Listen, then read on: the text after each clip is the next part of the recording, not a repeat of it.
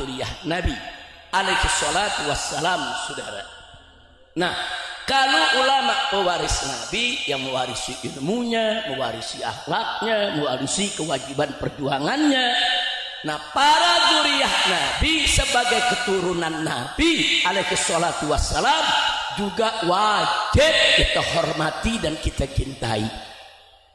Yang minta supaya habaib itu dihormati, dicintai bukan habaib, bukan. Allah yang minta. Baca Al-Quranul Karim. Allah katakan kepada Nabi alaihi salatu wassalam, saudara, qul la as'alukum alaihi ajra illa al-mawaddata fil qurba. Hei Muhammad, hei Rasul, hei Nabi, katakan kepada kau punya umat, la as'alukum alaihi ajra. Aku tidak meminta upah apapun dari segala jasaku kepada kalian, hei umat Islam, kecuali ilah al-mawaddata fil qurba, kecuali cinta kasih kepada kerabatku. Allah yang perintahkan, bukan habaib yang minta, saudara. Soal sekarang ada orang yang cinta Habib, alhamdulillah, yang benci Habib, asyukrulillah. Nggak ada masalah, saudara. Kenapa kita bingung? Mau cinta silakan, mau benci silakan.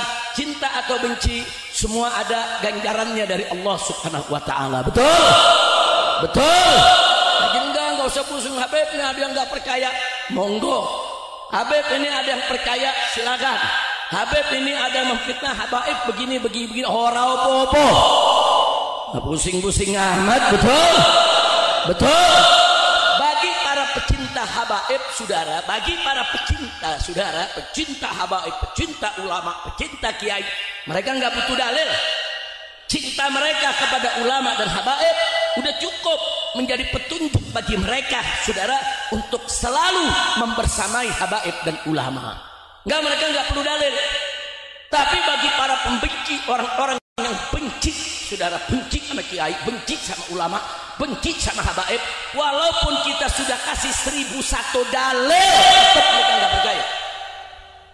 Nah, jadi percuma membenci dikasih dalil, nggak bakal percaya, saudara.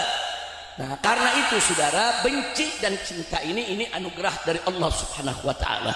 Nah, maka itu saya ingat sekali lagi, bukan para habaib yang ingin mengemis cinta dari umat, tidak. Tapi Allah yang mewajibkan umat ini untuk mencintai keluarga Nabi kita Muhammad sallallahu alaihi wasallam. Makanya Nabi mengatakan dalam hadis Sahih Muslim, di mana beliau katakan, saudara, ini taraktu fikumus tsaqalain. Aku tinggalkan untuk kamu sekalian, hei umatku, dua peninggalan yang maha berat. Yang pertama adalah kitabullah, yaitu Al-Quranul Karim, dan yang kedua adalah itrat turunanku sebagai ahlul baitku. Sampai Nabi mengatakan 3 kali, udzakirukumullah fi ahli baiti, udzakirukumullah fi ahli baiti, udzakirukumullah fi ahli baiti. Aku ingatkan kamu sekalian kepada Allah tentang keluargaku, tentang keluargaku, tentang keluargaku. Makanya Sayyidina Abu Bakar Siddiq radhiyallahu anhu mengatakan, lihat Sahih Bukhari, saudara, apa kata Sayyidina Abu Bakar Siddiq?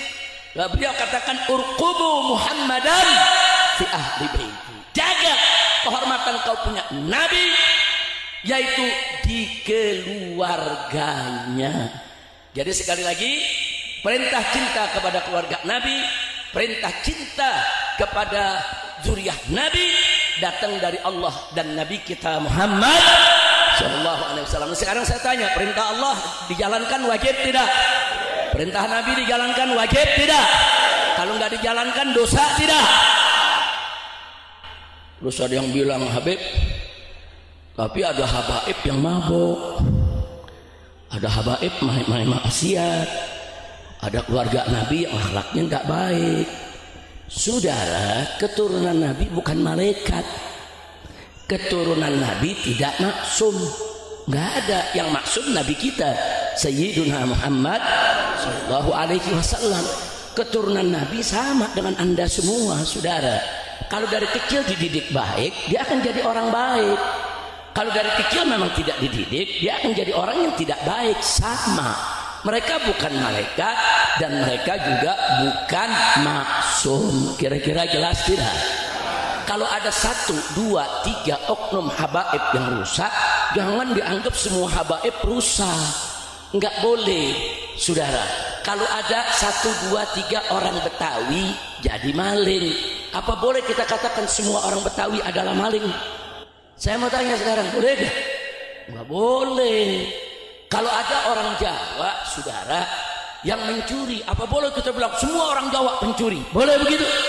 Nggak bisa. Urusan ada orang Jawa mencuri, ya oknumnya yang nggak benar, bukan Jawanya. Betul. Orang Jawa yang baik banyak, orang Jawa yang tekun, yang kerja, yang ngaji, saudara. Orang-orang Jawa ini kan terkenal dengan keuletannya, kerajinannya, saudara. Jadi nggak bisa kesalahan beberapa oknum langsung disalahkan sukunya, golongannya. Betul. Jadi kalau ada habaib yang rusak, 1, 2, 3 habaib, ya memang oknumnya yang nggak benar, saudara. Nah kewajiban kita apa? Kalau ada habaib yang maksiat, ingetin, tegur. Karena kalau dia maksiat berarti dia lagi menuju ke jurang neraka. Kalau kita cinta habaib, pegang, jangan begitu dong, Beb. Jangankan habaib, semua umat Islam yang maksiat mau terjun ke jurang neraka, saudara, kita ingetin. Kan Nabi mengatakan dalam hadis, unsur akhaka zaliman aw mazluman. Tolong kalian punya saudara, baik dia zalim ataupun dia terzalimi, dia mazlum. Nabi yang bilang, sampai sahabat kaget, ya Rasulullah, nansuruhu in kana mazluman. Tentu kami akan tolong dia kalau dia dizalimi, mazlum. Wa kaifa nansuruhu in kana zaliman. Tapi bagaimana kami tolong dia kalau justru dia yang berbuat zalim, dia yang maksiat, dia yang jahat? Bagaimana cara nolongnya? Apa kata Nabi? Tahjuzuhu an zulmihi fadzalika nasr. Kau cegah dia dari kezalimannya, kau cegah dia dari kejahatannya, rubah dia, cegah dia, fadzalika nasr. Begitulah cara menolongnya. Nah jadi kalau ada saudara sesama kita aja nih, kita jangan cerita habaib deh, kita cerita sesama kita yang bukan habaib. Kalau ada yang maksiat, ya kita cegah. Jangan nggak dicegah, dia maksiat berarti dia mau masuk ke jurang neraka, saudara. Pegang, selamatin, cegah, jangan sampai dia kecebur ke neraka. Betul. Apalagi kalau habib yang maksiat, kita cinta, cegah dia, saudara. Nah bukan kalau ada 1, 2 habib yang nggak betul dijadikan hujah dalil. Semua habaib tidak betul, semua habaib rusak. Makanya saya kaget, saudara. Baru 2 malam yang lalu di Malang, Jawa Timur, saudara, ada satu tokoh musisi bicara. Apa dia katakan? Saya kenal Habib, saudara. Ini banyak Habib rusak.